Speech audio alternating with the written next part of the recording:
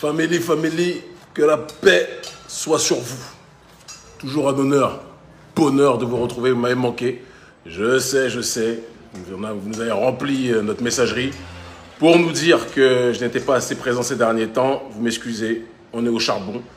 Et comme vous le savez, le combat est sur plusieurs dimensions, dans plusieurs dimensions, aussi bien sur le terrain que sur les réseaux sociaux qui sont aujourd'hui une arme plus que jamais réelle pour lutter contre nos adversaires qui contrôlent le système dans lequel nous vivons, que ce soit en Afrique ou au sein de la diaspora.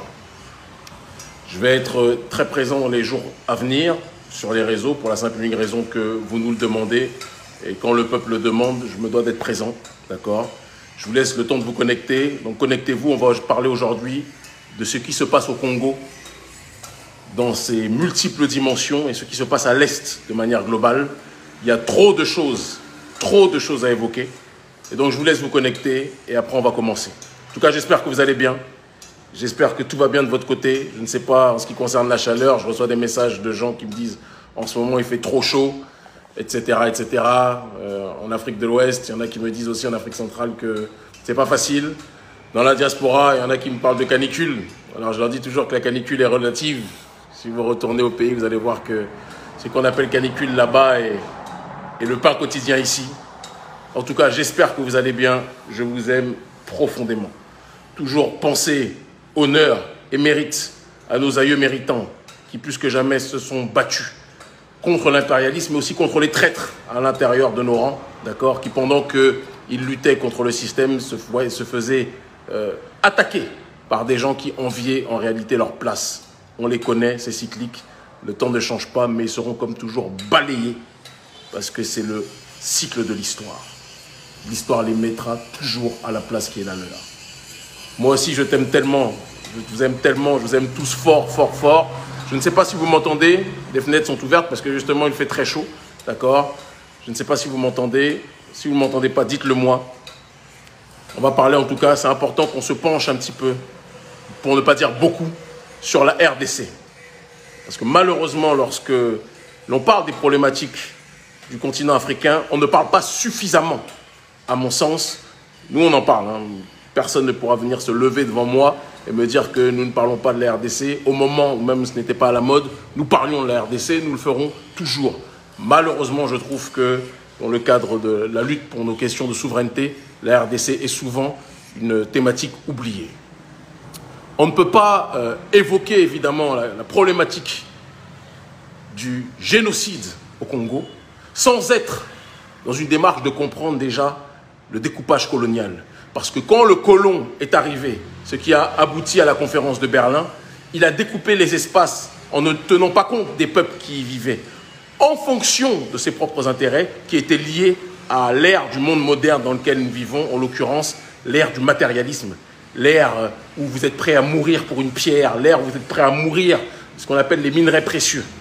Des gens qui sont prêts à donner plus de valeur à des minerais qu'à des êtres humains. C'est la civilisation du monde moderne dans laquelle nous vivons. Et donc, ils ont découpé nos pays en fonction de ces réalités, en fonction des ressources qu'il pouvait y avoir. Et en ce sens-là, le Congo est un braquage à ciel ouvert. Parce que c'est probablement le pays ou l'un des pays qui réunit le plus de ressources minières dans l'entendement, en tout cas, du monde moderne. C'est, j'ai envie de dire, c'est... Le Congo, s'il devait avoir une bijouterie qui devait être ramenée à la notion d'un pays, le Congo tel qu'il a été découpé est la définition, c'est important ce que je dis, la définition de la bijouterie au sens des ressources minières qui sont le plus regroupées. Le colon n'a pas simplement découpé un pays, il n'a pas été simplement dans une dynamique de ajuster les frontières. Il a fait en sorte aussi de s'adapter à la mentalité de certaines familles, tribus, d'accentuer les tensions pour monter les unes contre les autres, toujours dans cette logique, puisque le colon sait qu'il est faible, mais il sait que quand il pousse les Noirs à se battre entre eux, le colon est fort. Et comme certains d'entre nous sont bêtes, ils tombent malheureusement dedans. C'est de ça dont il s'agit. Le colon a accentué les tensions entre telles ethnies et telle ethnie. Il a fait croire à certaines que certaines ethnies étaient meilleures que d'autres. Il a poussé les unes qui déjà avaient un sens, pour certaines, de la guerre, un sens de l'autorité dans leur perception du monde, à penser qu'elles étaient meilleures que toutes. Et il les a orientées dans un processus d'aliénation qui dépasse l'entendement, afin que certaines entités deviennent les proxys des intérêts coloniaux. Alors quand je dis ça, il est très important de préciser que je ne suis pas en train d'être dans une logique d'essentialiser, parce que c'est aussi un drame qui existe à l'heure actuelle dans la région des Grands Lacs. Que ce soit d'un côté comme de l'autre, on finit par essentialiser et donc astreindre chaque être humain à la résidence de sa tribu et de son ethnie. Je condamne cette démarche-là, nous ne nous en sortirons jamais comme ça. Mais il y a une réalité. Quand on regarde ce qui se passe à l'est du Congo, avec l'oligarchie du côté du Rwanda, et je précise bien l'oligarchie, pas les Rwandais, pas les Tutsis dans leur ensemble, et je demande à ceux qui nous suivent de ne pas tomber dans ce piège. Parce qu'il y a, je connais, il y en a plein qui m'écrivent, des Tutsis qui sont opposés au régime de Kagame et qui condamnent ce qui se passe du côté de la RDC. Il faut aussi qu'on ait le courage de le dire. Donc ne me faites pas tomber dans un piège ou dans un autre. Il y a des bons de chaque côté, il y a des traîtres de chaque côté, il y a des traîtres nombreux en RDC et il y a des traîtres nombreux du côté aussi du Rwanda. Ça, c'est la réalité des faits. Mais Paul Kagame, qui pendant des années a été présenté comme le champion du développement africain, où son pays était une vitrine, soi-disant, de la modernité à l'africaine.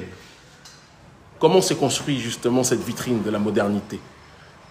En passant un accord entre l'oligarchie rwandaise et l'oligarchie occidentale, pour que Paul Kagame et ceux qui suivent ce dernier, d'accord, puissent opérer en finançant des milices telles que le M23, le pillage des ressources minières, le vol, la destruction, l'assassinat, le viol, en estimant que ils ont tout à fait le droit de récupérer justement ces ressources-là. C'est de ça dont il s'agit. C'est important qu'on le dise. Si on ne le dit pas, on ne pourra pas aller dans la vraie direction, on ne pourra pas aller dans la bonne direction, on ne pourra pas aller dans la vérité et dans le cadre de l'élévation. Paul Kagame est devenu le proxy, c'est d'ailleurs un des grands amis de Tony Blair, est devenu le proxy des intérêts anglo-américains et israéliens du côté de la région des Grands Lacs. Quels sont ceux qui sont les plus grands fabricants, justement, de téléphones, etc., etc.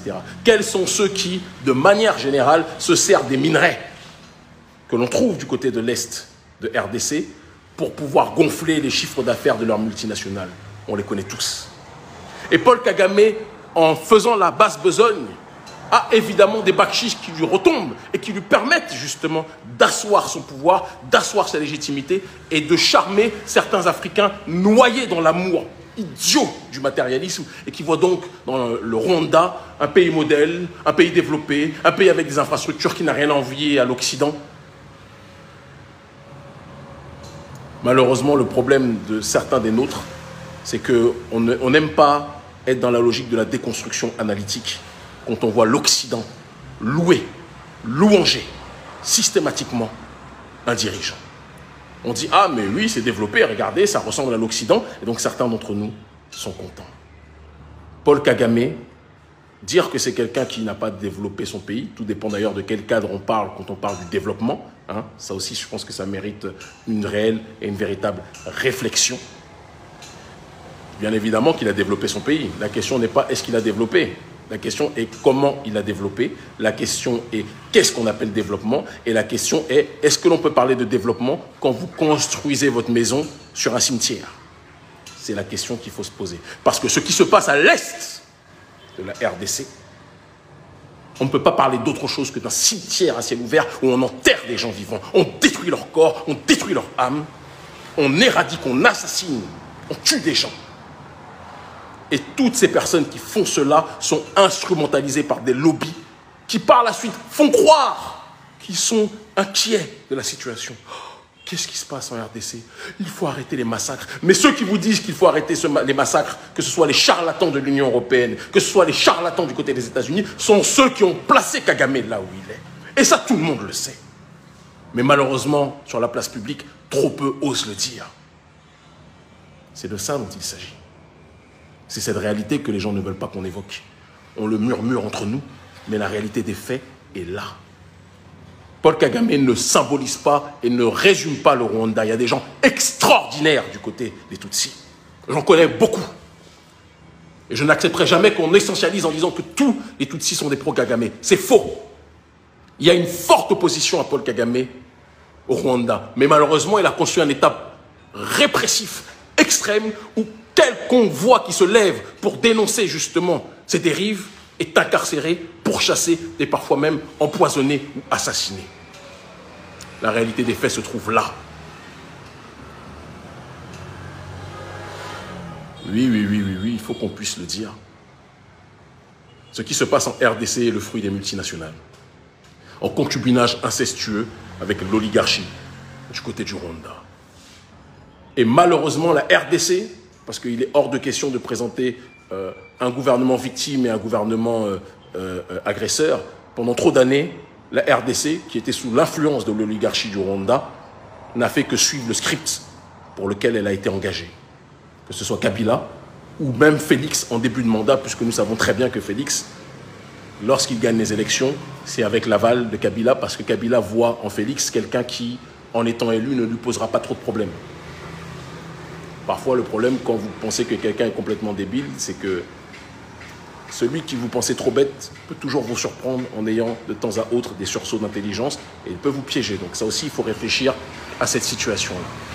Toujours est-il que, vers la fin de mandat, Félix Tshisekedi, soit de manière patriotique, soit de manière opportuniste, peut-être en vue des prochaines élections, c'est lui qui sait, a secoué cette question après avoir, pendant le début de son mandat, servi complètement la tasse de thé à Paul Kagame, suscitant le dégoût, le vomi d'un certain nombre de Congolais. Il faut aussi qu'on puisse le dire.